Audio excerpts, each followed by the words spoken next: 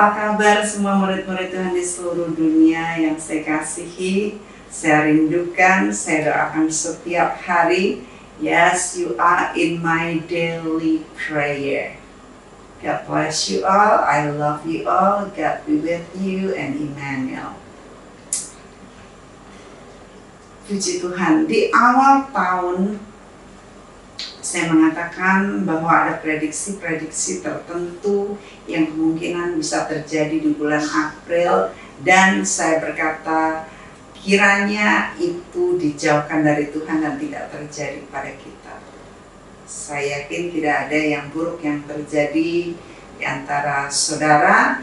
Kalaupun terjadi yang nampak buruk, jangan sebut itu buruk, ya. Karena semuanya Tuhan bikin indah dan baik.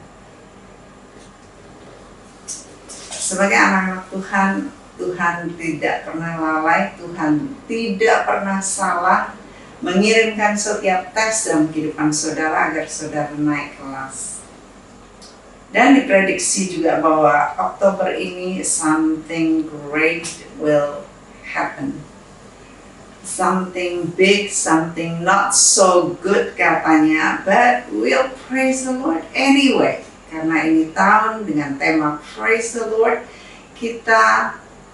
we will always praise His name. We will always magnify His name. Kita nggak pernah jemu walaupun apapun yang kita hadapi. Saudara ingat, you have to praise the Lord. Karena praise itu dengan pujian, saudara akan ditutup dari semua pengaruh-pengaruh dunia. Karena seperti perumpamaan saya mengenai jaket, ya, saat kita ada di dalam udara yang dingin maka kita memakai jaket, maka kita tidak terkena atmosfer luar. Sedemikian juga dengan praise. Praise adalah jubah pujian yang mana saat kita praising the Lord maka kita tidak akan kena dampak dari situasi di luar, ya. Puji Tuhan. Saudara, malam hari ini sebagaimana janji saya bulan lalu bahwa ada level terakhir di sorga, dan malam hari ini atau saat ini adalah janji saya di mana saya memenuhi janji itu dengan akan membeberkan level terakhir di surga, level tertinggi.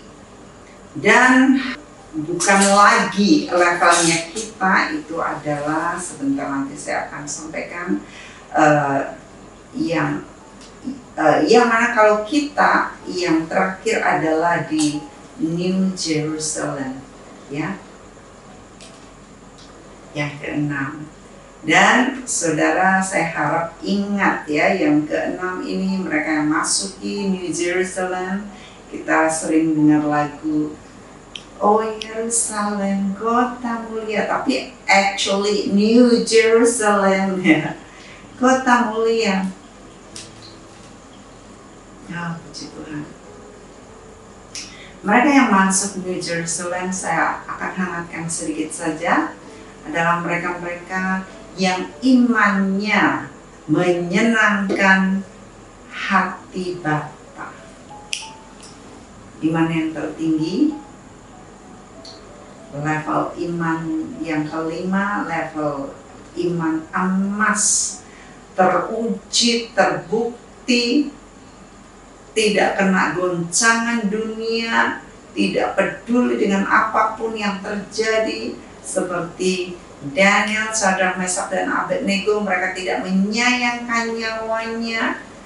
If I perish, I perish, kata Ratu Esther, ya. Mereka adalah orang-orang yang memiliki roh yang perfect seperti hatinya Bapa. Dan mereka yang ketiga adalah orang-orang yang memenuhi tugas-tugas mereka di dunia dengan sukacita sebagai martir. Seperti saya sampaikan baru saja, Daniel, Sadrak, Mesak, dan Abednego, mereka ada martir bagi Tuhan. Mereka berkata, kalau Tuhan tidak menolong kami, it's okay, I'll die. Ya, tetapi dia sanggup. Tapi kalau nggak mau nolong, kehendaknya seperti Yesus ya, Bapa, kalau kehendakmu, ambil cawan ini daripadaku. Nah, Yesus tidak dibiarkan luput ya, tetapi sahabat itu mereka diluputkan dan akhirnya mereka menjadi kesaksian yang luar biasa. Tetapi banyak orang-orang kudus ya zaman Kaisar Nero, mereka disuruh untuk menyangkal iman mereka, mereka bilang tidak. Yaitu bahkan di dalam Ibrani 11 di sana dikatakan mereka adalah orang-orang yang sudah mengalami kebangkitan orang mati, mengalami banyak mujizat, tetapi ada dari mereka yang mereka tidak mau menerima kesenangan dunia karena kesenangan surga menanti mereka. Karena kemuliaan yang Tuhan sediakan bagi mereka di surga jauh, mereka tidak mengingini apapun harta di dunia. Itu sebabnya di New Jerusalem itu adalah orang-orang yang nantinya siap dengan sukacita menjadi martir. Kalau saudara lihat di internet ada, entah benar atau tidak, tetapi ada orang yang mereka tidak menyangkal Yesus sebagai juru selamatnya, dan mereka itu salah satu ini mau digantung, dia senyum, mau digantung tersenyum. Jadi itu menjadi suatu inspirasi buat semua orang yang melihatnya. Wow, look at him. Ya, dia cowok kayaknya Egyptian atau apa gitu ya, wajahnya kayak Egyptian. Mau digantung, dia bersukacita, dia tersenyum. Dan ini yang ketiga dikatakan mereka yang akan masuk New Jerusalem adalah the people who fulfill their duties with joy as martyrs. Sebagai martir, mereka memenuhi tugas-tugas mereka dengan sukacita sebagai martir. Ya, nah saya katakan lagi, ini sudah berulang kali. Martir itu bukan hanya martir tiba-tiba menyerahkan nyawa, tiba-tiba diminta untuk mati, begitu ya. Enggak. Hari-hari kita ini harus belajar martir. Ya. Hari-hari jika kita memiliki sesuatu yang kita ingini, yang kita butuhkan dan sebagainya. Saat orang betul-betul menginginkan, membutuhkannya, dan Tuhan taruh di hati kita nih.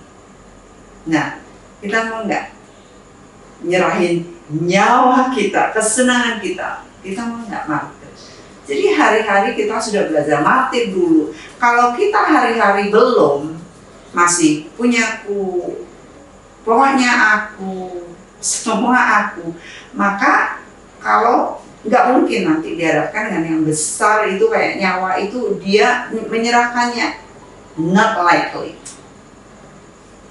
Belajar martir dari hal-hal yang kecil dulu. Iya, martir duduk di tempat yang tidak nyaman, martir makan yang kurang enak, ya, martir. Ya, banyak maunya yang enak-enak semuanya. Yang nggak enak nggak mau dimakan. Orang lain suruh makan, dianya mau enak-enak. Nah, dari hal-hal yang kecil kita belajar martir. Ya, kalau orang pelit, orang sulit memberi, orang tidak murah hati, itu akan sulit banget untuk masuk Yerusalem baru. Untuk artinya, untuk akhirnya martir menyerahkan nyawanya. Kalau hal yang kecil saja sulit diserahkan. Right? Yang keempat, mereka yang menyatu dengan Tuhan dalam segenap kehidupan mereka. Ya, menyatu bersatu, sepikiran sama Tuhan, seirama dengan hatinya Tuhan, mengikuti semua kehendak Tuhan, semua apa yang Dia inginkan. Nanti saya akan beberkan lebih lanjut ya. Ini orang-orang yang seperti ini adalah orang yang tipe apa? Mereka yang sungguh-sungguh hanya mau menyenangkan Tuhan,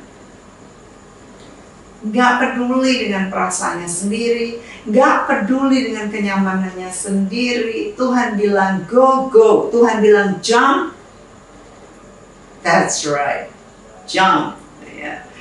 Saudara ada ngikutin IDTC, saya akan mengatakan if America says jump, jump.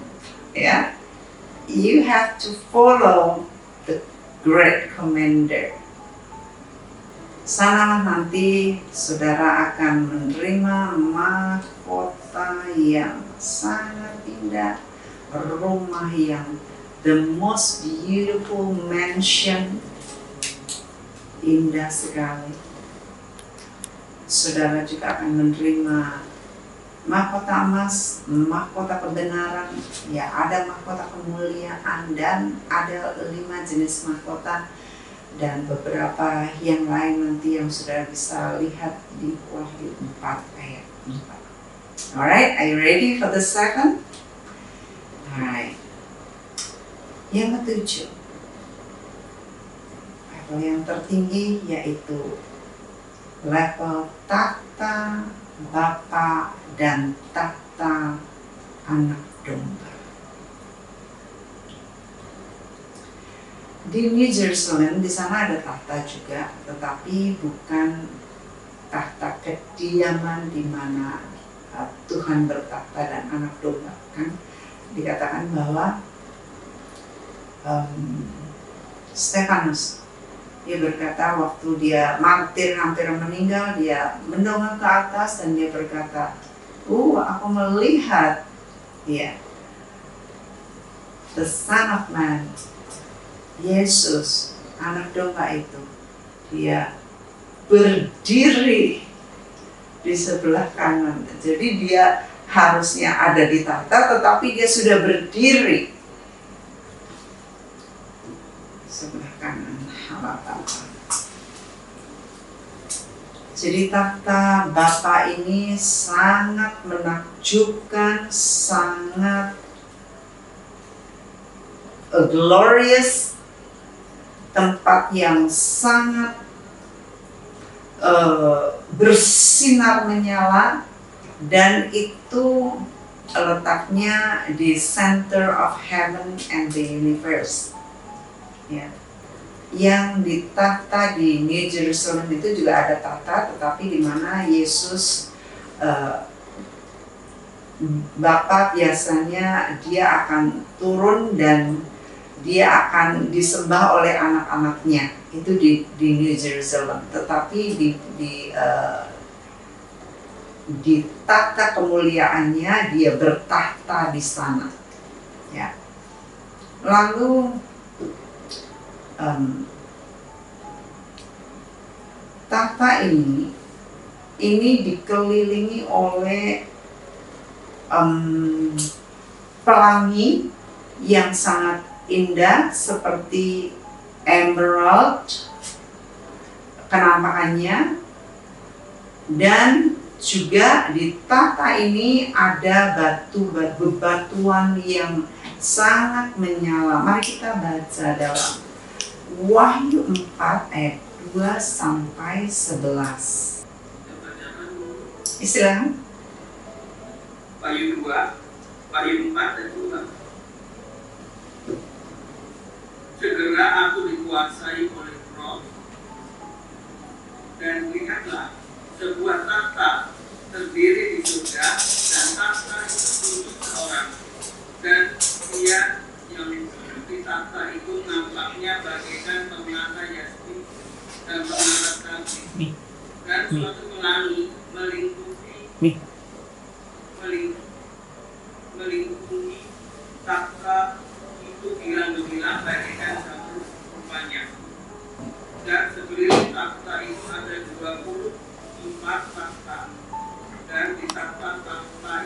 duduk 24 tua-tua yang memakai pakaian putih dan mahkota emas di kepala mereka. Dan dari takhta itu keluar kilat dan bulu yang menderu, dan 7 obor menyala-nyala di hadapan takhta itu. Itulah ketujuh roh Allah. Dan di hadapan takhta itu ada lautan kaca bagaikan kristal di tengah-tengah takhta itu, dan di sekelilingnya ada 4 makhluk penuh dengan mata di sebelah muka dan di sebelah belakang.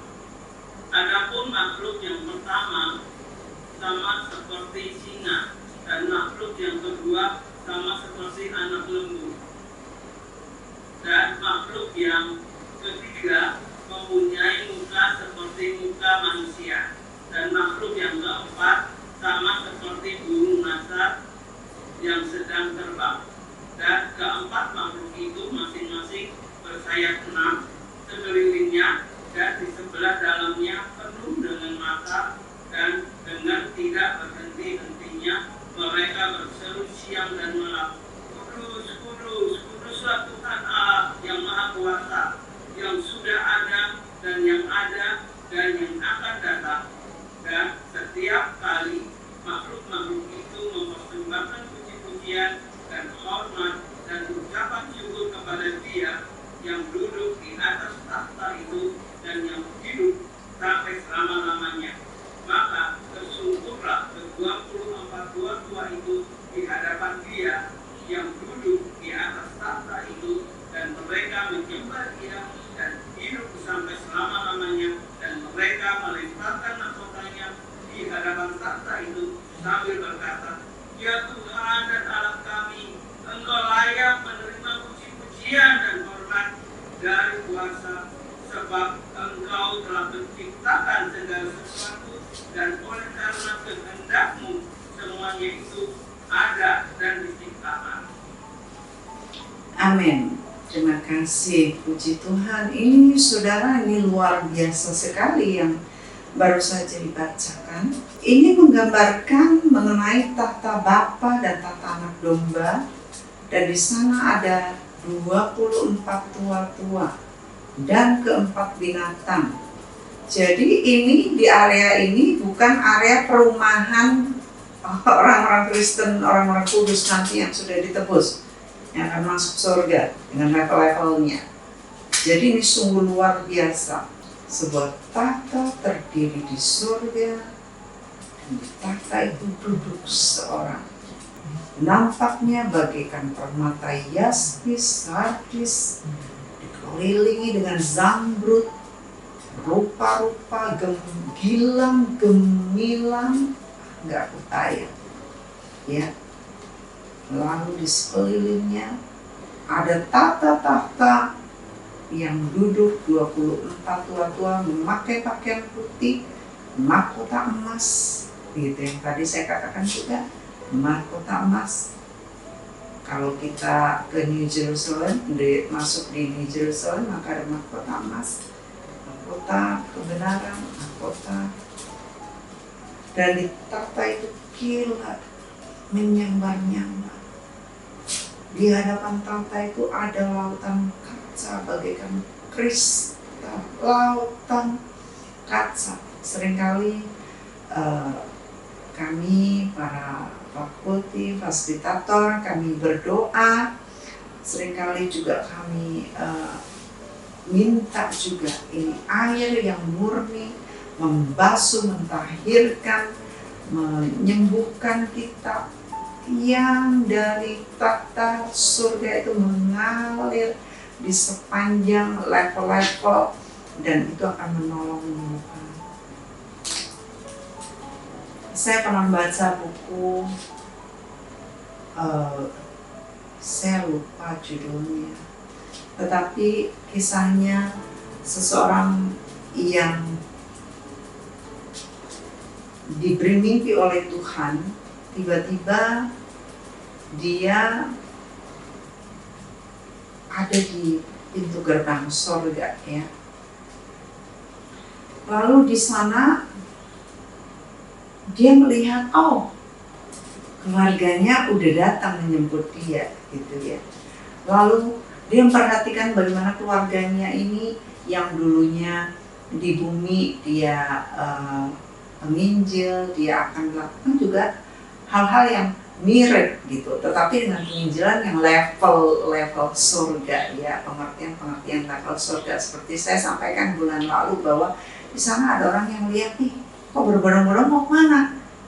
Oh, mau ada KKR. KKR siapa yang khotbah? Dikira Tuhan Yesus kah gitu? Enggak, bukan. John Wesley. Wow, John Wesley masih melakukan KKR di sana ya, dengan pengertian yang ditambahkan.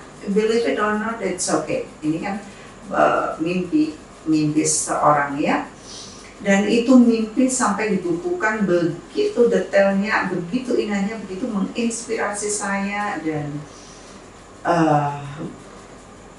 puluhan tahun saya berjalan dengan pengertian itu, dengan keindahan, kerinduan ada di seberang sana. Someday we'll get there and experience heaven, experience heaven's beauty ya. Lalu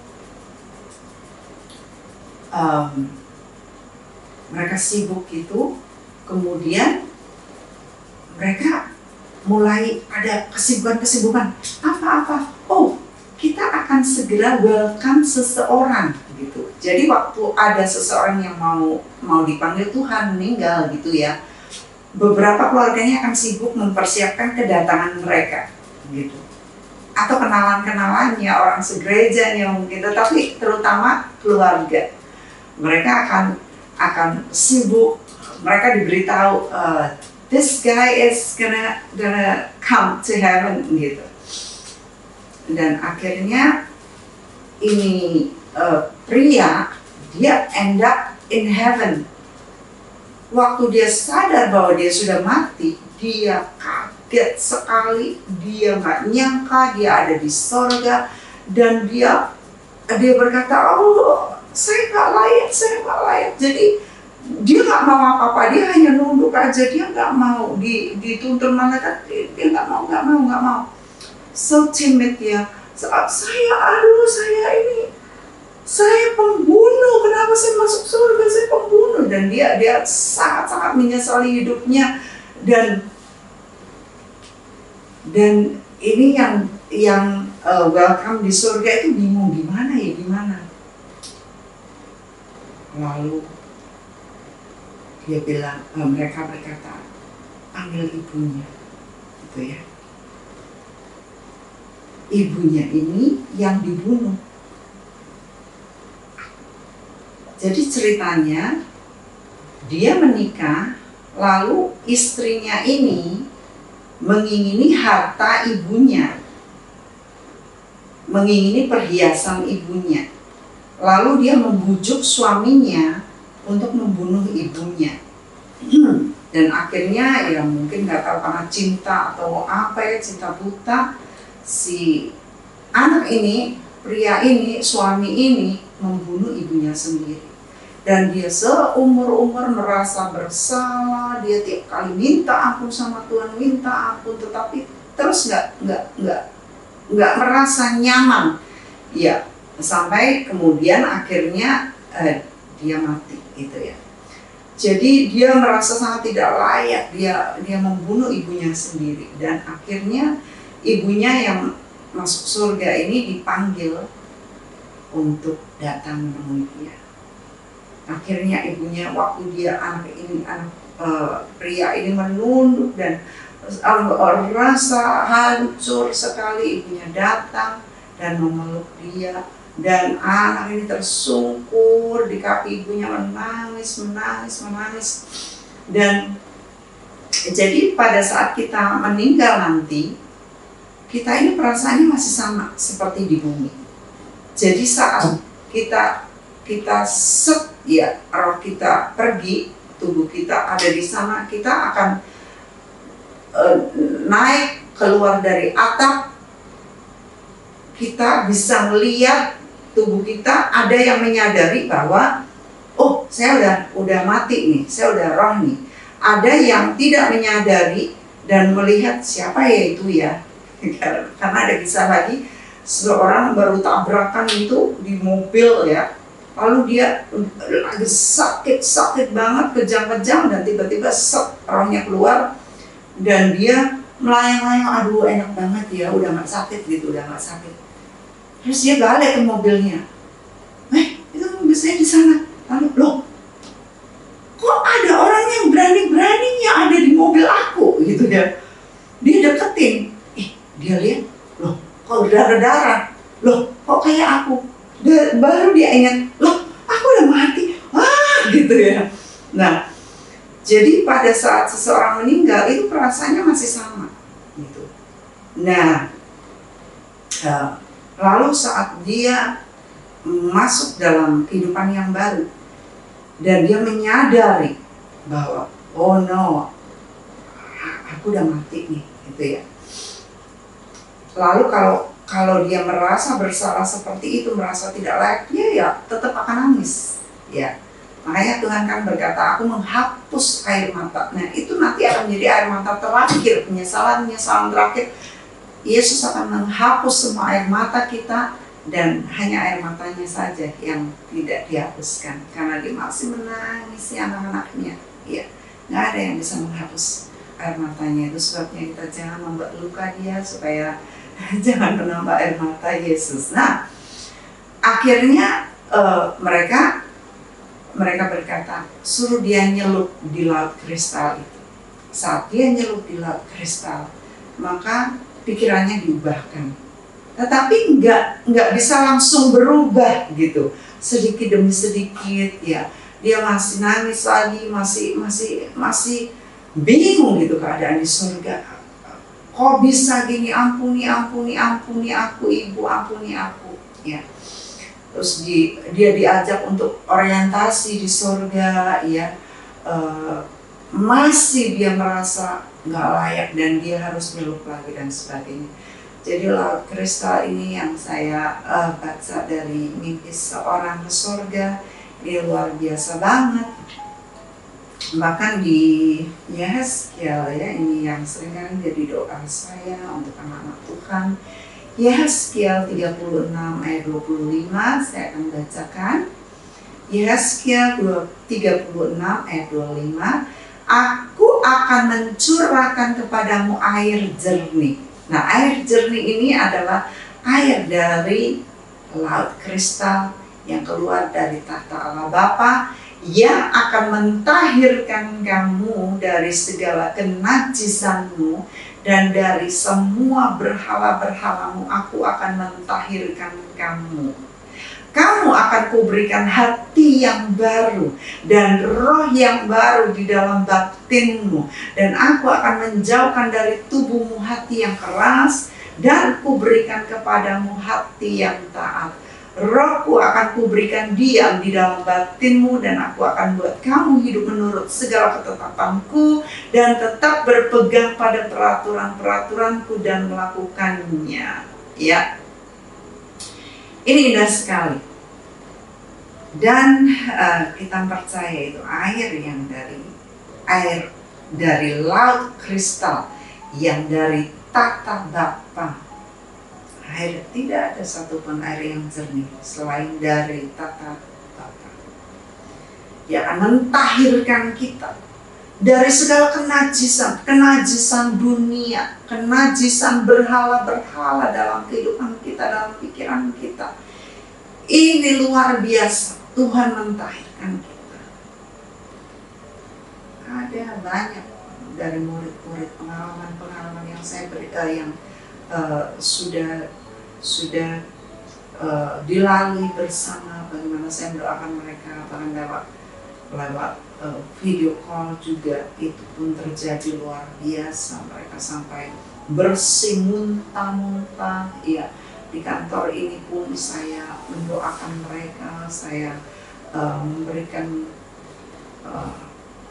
menyatakan hal ini seperti dalam firman Tuhan, dan saya tahu bahwa belum bersih semuanya. Saya berkata, nanti sampai rumah kamu masih yang muntah-muntah, it's okay. Kalau muntah-muntah itu tandanya kamu lagi dibersihkan Ya, karena saya minta air yang jernih yang keluar turun dari tata Bapa itu untuk mentahirkan berhala kenajisannya. Dan betul besoknya dia bekerja muntah-muntah, masih muntah-muntah. Saya punya keponakan juga 2, saya doakan, satu masih kecil, masih SD begitu, dan satu udah dewasa, udah kerja. Yang kecil di sekolah besoknya mual, muntah-muntah dan harus dibawa pulang, nggak bisa terusin sekolah. Lalu hari itu aja ya maksudnya. Lalu yang bekerja dia sampai pingsan, sampai blackout ya, dan dia harus dibawa pulang. Itu saking banyak berhalanya. Saya punya keponakan karena papanya orang dari agama Buddha, kemudian banyak berhalanya ya. Sejak kecil umur 3 tahun dia tiap hari pasang hiu di depan rumahnya. Lalu nanti kalau nggak ada orang tuanya, dia bisa nunggu ada orang lewat, om endong, minta digendong, dinaikin supaya dipasang hiu.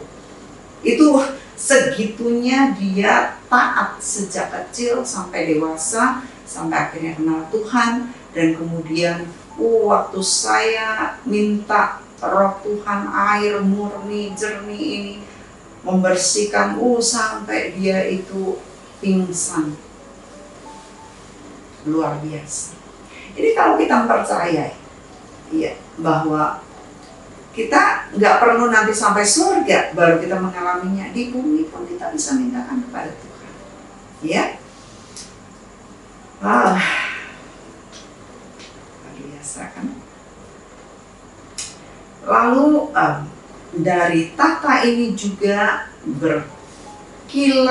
berkilat-kilat, kilau-kilau yang tadi kita sudah baca ya, berkilau-kilauan, menyambar-nyambar ya, obor menyala-nyala, lalu suara yang gemuruh besar sekali karena ada 7 obor yang menyala-nyala, yaitu 7 roh Tuhan yang menyala senantiasa di hadapan tahta Bapa. Dan di hadapan tahta Bapa ini ada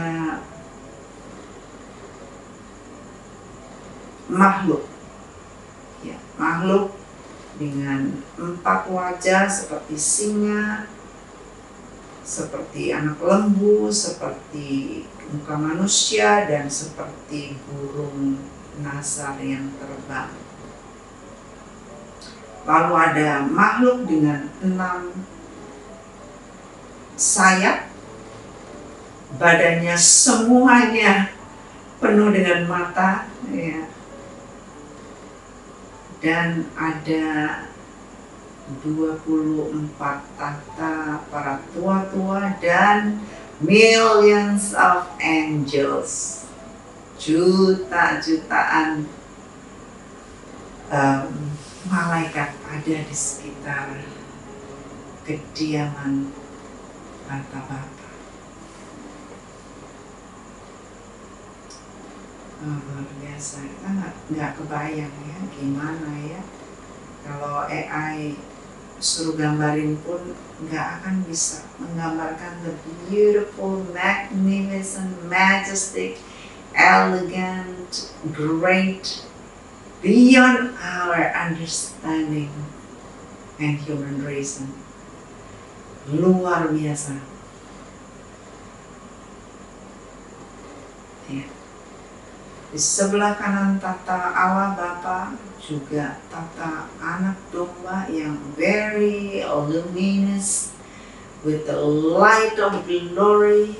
Amazing. Kita nggak bisa gambarin. Kalau Indonesia bahasanya cuma luar biasa, dahsyat, apalagi bukan main. Nggak ada kata yang tepat untuk menggambarkan the glorious, majestic, magnificent, indah palingnya, elegant, great, wonderful, marvelous. Dan anak domba itu adalah Yesus Kristus sendiri, Yeshua yang telah mati bagi kita.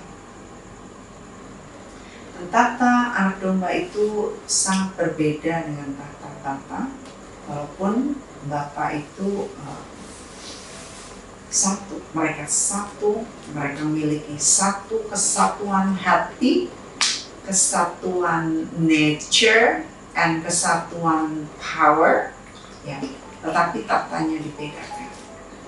Karena tahta yang tertinggi ini, tahta mereka ini lebih bercahaya daripada matahari, itu sebabnya surga tidak membutuhkan matahari. Surga tidak membutuhkan penerangan, tidak butuh bulan, bintang, karena tahtanya sendiri bercahaya luar biasa. Tetapi seperti yang saya sudah sampaikan bahwa lebih dekat ke level ini, ke tahta ini, maka terangnya bercahaya, tetapi lebih jauh terangnya makin berkurang. Saya nggak bilang redup kayak kalau lampu 5 watt ya, nggak kayak gitunya ya, karena dia bersinar gilang gemilang cemerlang. Jadi bukan, bandingannya itu bukan kayak berapa yang terbesar, berapa watt dibanding 5 watt, nggak kayak gitu. Tetapi kalau melihat ke sana, ke bawah gitu, oh so dim gitu ya, dibanding kalau yang di atas. Walaupun yang di bawah itu udah luar biasa banget ya, luar biasa. Nggak ada, dunia ini nggak ada bandingannya. Ada firman Tuhan yang mengatakan bahwa penderitaan zaman sekarang ini tidak dapat dibandingkan. Itu Roma 8 ayat 18. Penderitaan zaman sekarang ini, saudara menderita kayak apa untuk Kristus, nggak dapat dibandingkan dengan kemuliaan yang akan dinyatakan kepada kita kelak. Ini luar biasanya ini ya. Kalau saudara belajar memerintah bersama dengan Tuhan ya di bumi ini ya, saudara jadi murid dulu nih, nanti saudara naik jadi fasilitator, saudara pelayanan ya, pelayanan dari awal gitu ya. Nanti saudara naik lagi, saudara berjerih lelah. Tuhan berkatakan jerih lelahmu, jerih payahmu diperhitungkan, tidak sia-sia. Jadi yang diperhitungkan itu jerih lelah. Kalau nggak berjerih lelah, ya nggak dihitung lah, ya sampai jerih lelah. Jadi sampai kita menderita, penderitaan kita itu nggak sebanding dengan kemuliaan yang akan dinyatakan kepada kita. Itu sebabnya jangan ngeluh. Pelayanan dikit-dikit ngeluh, saya gini, saya capek, saya ini, saya nggak punya me time dan sebagainya. Bahkan di firman Tuhan itu kalau kita menggandakan talenta kita, bukan gift loh. Talenta itu bukan gift kan. Talenta itu bukan challenge, bukan kayak pinter nyanyi gitu ya. Itu talentanya menyanyi, talentanya memasak gitu. Bukan menggandakan talenta memasak, menggandakan uang. Talenta itu, kalau kita bisa menggandakan ya uang itu di bumi ini untuk hal-hal kerajaan surga, dikatakan satu aja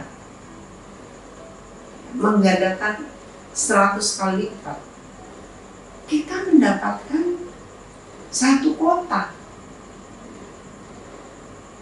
Kita dipercaya lagi tambah lagi 2, kita gandain 2 lagi, eksponensial, maka kita mendapatkan 4 kota.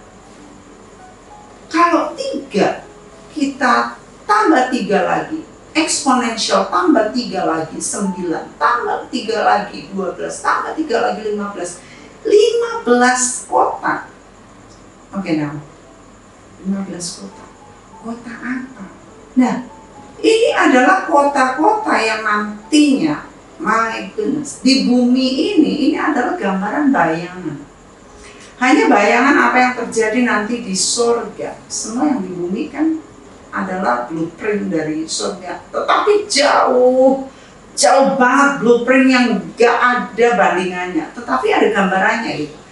Di bumi ada RT, ada lurah, ya, ada kecamatan, ada bupati, ada wali kota, ada gubernur, ya, ada menteri-menteri, mungkin nanti 24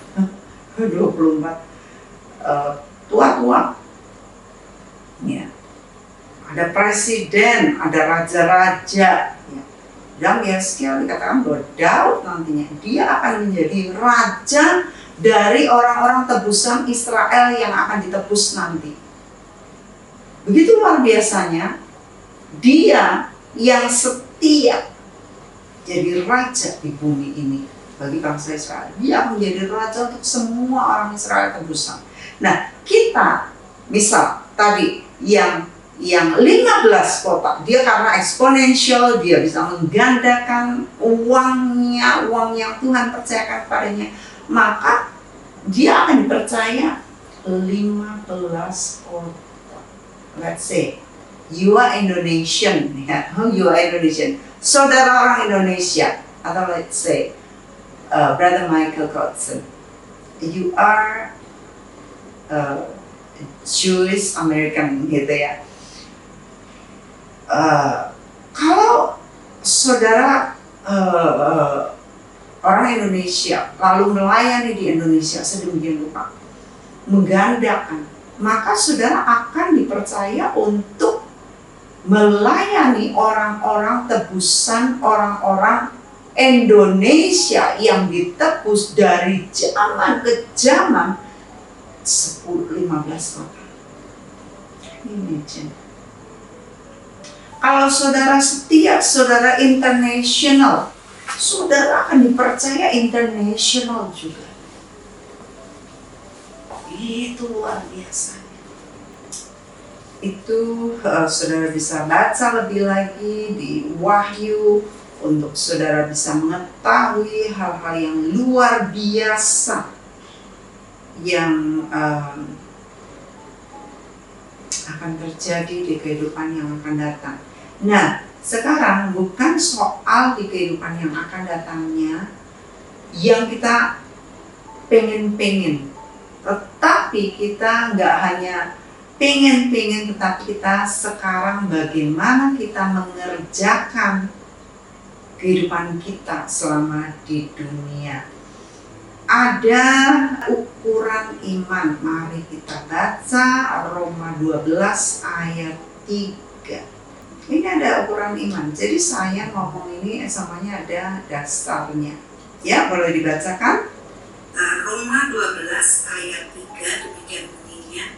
Berdasarkan kasih karunia yang dianugerahkan kepadaku, aku berkata kepada setiap orang di antara kamu, janganlah kamu memikirkan hal-hal yang lebih tinggi daripada yang patut kamu pikirkan, tetapi hendaklah kamu berpikir begitu rupa sehingga kamu menguasai diri menurut ukuran iman yang dikaruniakan Allah kepada kamu masing-masing. Ukuran iman, ya. Jadi ada ukuran iman. Nah, ukuran iman ini diberikan pada waktu awal kita diberi Galatia 2 ayat 20. Itu ada iman awal, iman Yesus yang diinfuskan kepada kita, ya. Langsung saat kita menerima Yesus sebagai juru selamat, maka kita diberi iman. Kita dipasangin, kita diberi software iman awal. Nah, tetapi kan kita belajar bahwa kita dari iman kepada iman, kita naik dong imannya. Ya, itu iman. Jadi iman awal adalah ketika saudara berkata, ya, aku nggak melihat, tetapi aku percaya Yesus Kristus sebagai juru selamatku, maka aku akan terima Dia dan aku mau dibaptis. Itu iman awal. Nah, itu adalah iman anak, level iman anak. Level iman anak ini bahayanya mudah terombang-ambing kalau nggak dibimbing, ya. Kalau ada tes, cobaan, mudah nyerah, mudah nyalain Tuhan, nangis-nangis, nggak terima. Iya. Kalau ke gereja nggak mau ke gereja lagi, kalau pemuridan nggak mau pemuridan lagi, iya. Kalau dalam rumah tangga dikit-dikit cerai aja, gitu. Aku nggak tahan, gitu. Nah ini level iman awal, level iman anak, ya. Yohanes 1 ayat 12. Tetapi semua orang yang menerimanya diberinya kuasa supaya menjadi anak-anak Allah, yaitu mereka yang percaya dalam namanya. Nah, jadi semua yang menerima Dia langsung jadi anak. Nah, ini levelnya masih iman anak. Dia menerima kuasa. Jadi anak Allah itu kuasa. Percaya dalam namanya, kuasa itu iman awal. Kita baca aja dari Matius 13 ayat 3-9. Matius 13 ayat 3-9. Demikianlah firman Tuhan. Dan Ia mengucapkan banyak hal dalam perumpamaan kepada mereka, katanya, adalah seorang penabur keluar untuk menabur. Pada waktu Ia menabur, sebagian benih itu jatuh di pinggir jalan, lalu datanglah burung dan memakannya sampai habis. Sebagian jatuh di tanah yang berbatu-batu, yang tidak banyak tanahnya, lalu benih itu pun segera tumbuh karena tanahnya tipis. Tetapi sesudah matahari terbit, layulah ia dan menjadi kering, karena tidak berakar. Sebagian lagi jatuh di tengah semak duri, lalu makin besarlah semak itu dan menghipitnya sampai mati. Dan sebagian jatuh di tanah yang baik, lalu berbuah. Ada yang 100 kali lipat, ada yang 60 kali lipat, ada yang 30 kali lipat. Siapa bertelinga, hendaklah ia mendengar. Terima kasih, look at that. Jadi kita di sini bisa melihat bahwa level iman anak ini bisa seperti itu tadi. Ya, di dalam ayat 20 sampai 21 itu menjelaskan apa arti dari perumpamaan yang tadi, yang level anak. 20 sampai 21, benih yang ditaburkan di tanah yang berbatu-batu ialah orang yang mendengar firman itu dan segera menerimanya dengan gembira,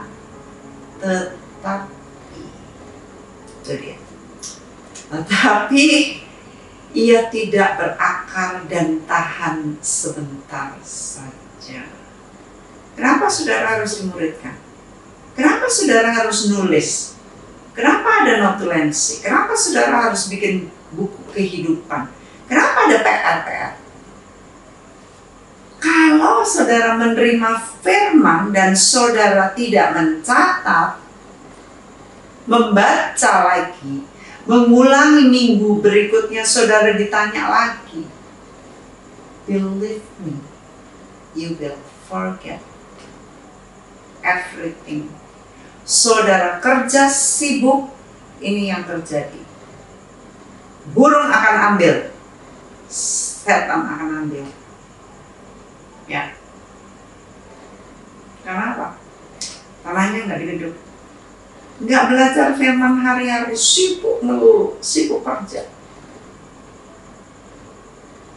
Kalau saudara nyatet, mau nggak mau saudara kerja double, otaknya kerja double. Saudara mendengar, saudara mencermati, kemudian saudara mencatat. Itu udah bagus, nggak hilang semuanya, walaupun bisa hilang. Lalu saudara baca lagi, saudara perkataan lagi, saudara ngapalin ayat firman Tuhan. Oh my goodness, firman Tuhan itu hidup dan kuat. Listen to me. Hidup saat firman itu kita perkatakan, itu dia akan masuk di roh kita. Dan frekuensi di alam roh itu dikatakan bahwa dia seperti sinar yang kecil masuk ke dalam kehidupan, ke dalam roh kita, ke dalam manusia roh kita, dan dia akan mengerjakan di dalam kita. Itu sebabnya para motivator itu mereka mengajari. Ya, saya beberapa waktu yang lalu ada murid yang kirim saya, Ibu ini saya kirim ini, saya lihat, oh oke, itu motivator. Kalau kamu mengatakan kepada dirimu, aku bisa, aku kaya, aku bisa melakukan segalanya, ini gampang. Ya, kita ngomong sama diri kita terus ya. Aku sehat, ya, aku kuat. Nah, itu akan nolong katanya untuk menguatkan dirinya, motivating oneself. Ya. Saya bilang, saya udah lakuin berpuluh-puluh tahun. Saya recite the word of God every single day. Saya hafalan ayat puluhan, belasan. Every single day saya akan recite firman. Dan secara kita tidak sadar itu firman itu dikatakan Ibrani 4 hidup dan kuat, lebih tajam dari pedang bermata dua manapun, menusuk amat dalam. Jadi kita recite the word of God itu floating, ya. Floating, melayang-layang di roh kita, mengerjakan apa digemuri dan suruh ngapalin ayat. Kami tidak menyuruh seperti itu. Tetapi jikalau saudara sadar, ya, saudara menyadari dan begitu dahsyatnya firman itu, dan saudara akan menghafalkannya, melakukannya, saudara membaca ulang, ya, maka wow, you get great benefit from the word of God. Nah, yang tidak menampung benih firman itu dikatakan 13 ayat 20 sampai 21, benih yang ditaburkan di tanah yang berbatu-batu tidak dikerjakan. Pemuridan ini mengerjakan. Ya. Yang ditabur di tanah yang berbatu-batu ialah orang yang mendengar firman itu, mendengar dulu, dan segera menerimanya dengan gembira. Bentar aja. Tetapi ia tidak berakar dan tahan sebentar saja. Apabila datang penindasan atau penganiayaan karena firman itu, orang itu pun segera murtad. Jadi gak ada itu namanya sekali sama tetap sama.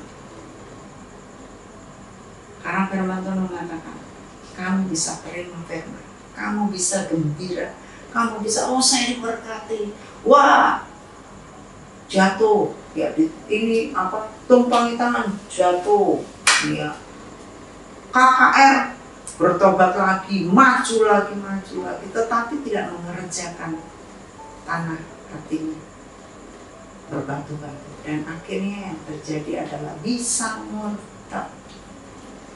Itu sedemikian payahnya, bahayanya, ya, jikalau seseorang tidak menerima firman Tuhan dan menyediakan tanah hati yang gembur, yang baik, yang diisi firman dan menjadi pelaku. Oh, let me tell you, sedikit sekali orang Kristen, jemaat biasa di gereja, yang mendengarkan firman dari minggu ke minggu berpuluh-puluh tahun, sedikit sekali yang bisa melakukan menjadi pelaku dan bertumbuh, karena tidak ada bimbingan. Tapi saat dimuridkan, orang itu akan mengerti bagaimana bertumbuh dan berjalan di dalam firman itu. Saya banyak melihat 40 tahun di gereja, 50 tahun jadi orang Kristen, hidupnya gak ada buah, gak kelihatan, jutek terus, ya, emosional, gak ada remnya, pelit, seumur hidup pelit. Ya. Kalau orang kayak gitu, kalau nggak mungkin pendetanya mau negur, kamu tuh pelit, gitu. Nggak mungkin.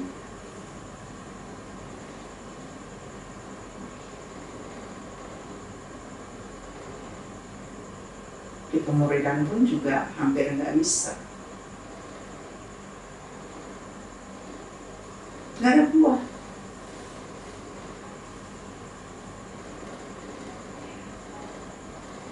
Saya kalau udah dekat sekali dan saya tahu, saya akan tolong. Itu pun saya lihat ancang-ancang, pasang kuda-kuda. Ini orang selama ini bisa nggak ditegur. Demi siapa? Demi orangnya sendiri. Kalau saya ngomong saya ngambil keuntungan sama sekali. Jadi betapa unfortunate-nya jikalau seorang ada di gereja dan tidak dibimbing, tidak dimuridkan. Karena semua firman, benih firman yang ditabur itu akan segera pergi, akan segera lenyap, dimakan oleh burung. Karena iblis tahu banget, dia tahu kita punya kebiasaan, dia tahu kita punya kelemahan, right? So dia hanya akan bikin mental game dikit. Mau nggak, gimana ya? Makan nggak ya, saya lapar, saya mau puasa tapi nggak bisa. Ya udah, gitu. Makanlah, nggak apa-apa, sedikit, nggak apa-apa. Toh Tuhan ngerti, gitu ya misalnya. Ya Tuhan ngerti. Tapi saudara nggak akan bisa melakukan disiplin rohani. Ya. Doa, udahlah, itu loh, banyak kerjaan. Tuh, HP bunyi lagi. Tuh, ada yang panggil kamu, tuh ini dan itu, dan akhirnya ya kita nggak punya waktu doa khusyuk kepada Tuhan. Ya. Yang pacaran nggak apa-apa, dikit-dikit gitu ya, nggak apa-apa, kirim, kan kamu cuman bilang pagi gitu. Suami udah punya istri, masuk ke situs janda-janda, terus bilang pagi, ya salahnya ya pasti pagi lah. Aku kan cuma ngomong pagi, emang pagi gitu. Loh, yang benar aja. Awalnya pagi, lama-lama malam keluar bersama.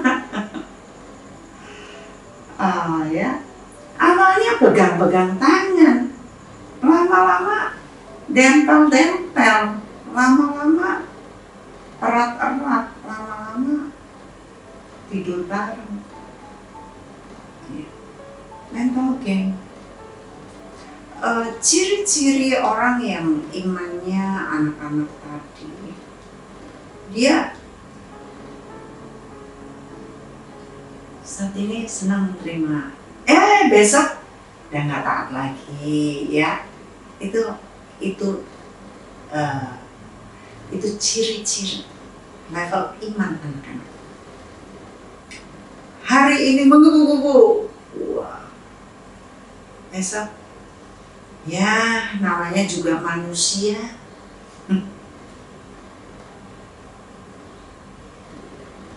Ya dosa ya nggak apa-apa lah, namanya manusia. Ya. Nah itu hari ini taat, besok nggak taat. Taat sebentar, nah nanti sebulan lagi nggak taat. Ya. Anak-anak nggak begitu tahu keinginan bapaknya, masih suka maunya sendiri, keluar rumah, pengen main-main sama temennya. Temennya ngomong ini, nurutin temennya. Dia bilang, iya papa. Ternyata keluar udah enggak.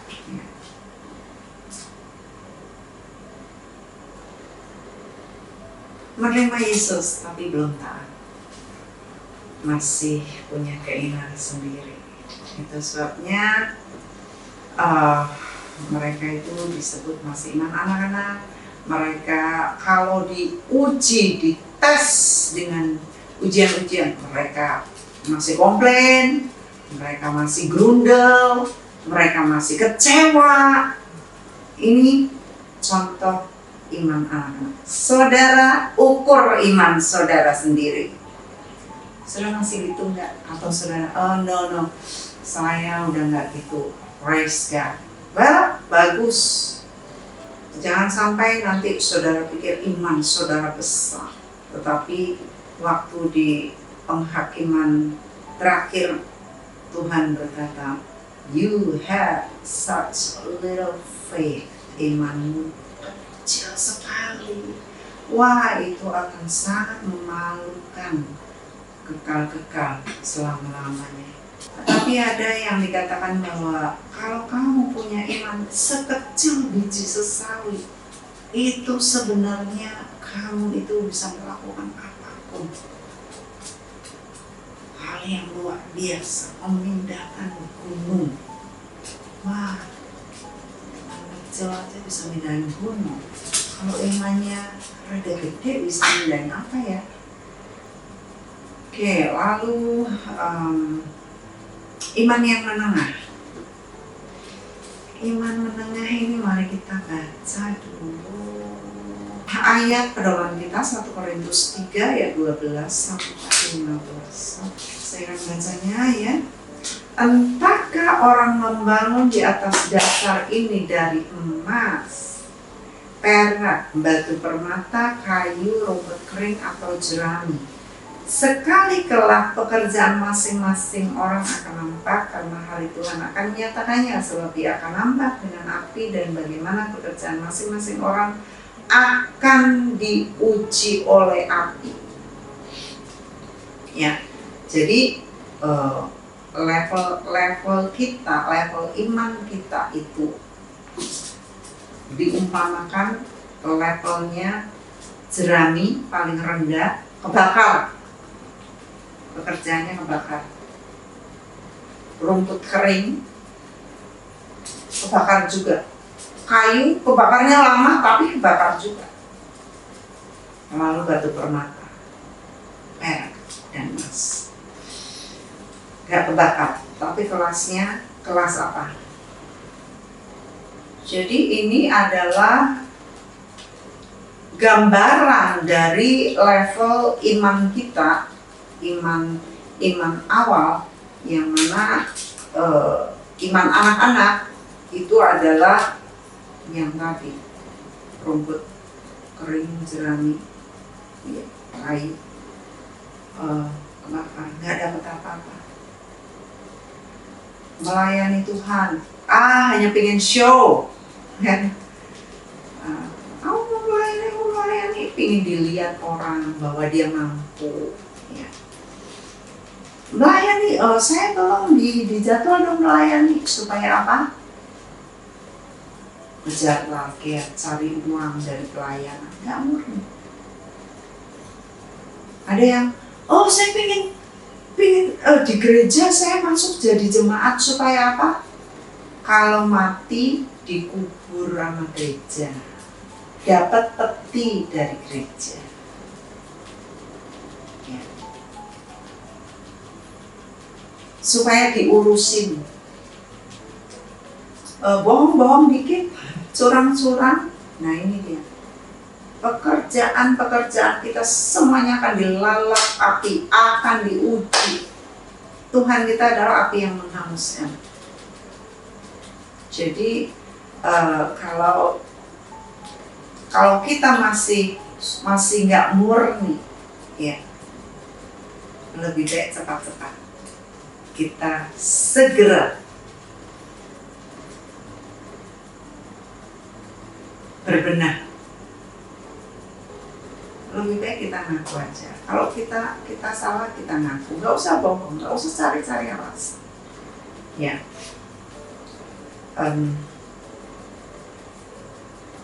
Nggak usah selintutan, nggak usah mungkir, nggak usah cari banyak alasan gitu ya. Semuanya akan dibakar. Percayalah, tidak ada satupun yang tersembunyi di hadapan Tuhan.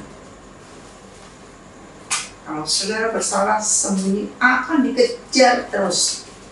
Saudara bohong, akan dikejar terus. Ya. Puji Tuhan. Ya, ini kita sampai di sini masih ada iman yang dewasa, namun waktu kita tidak banyak.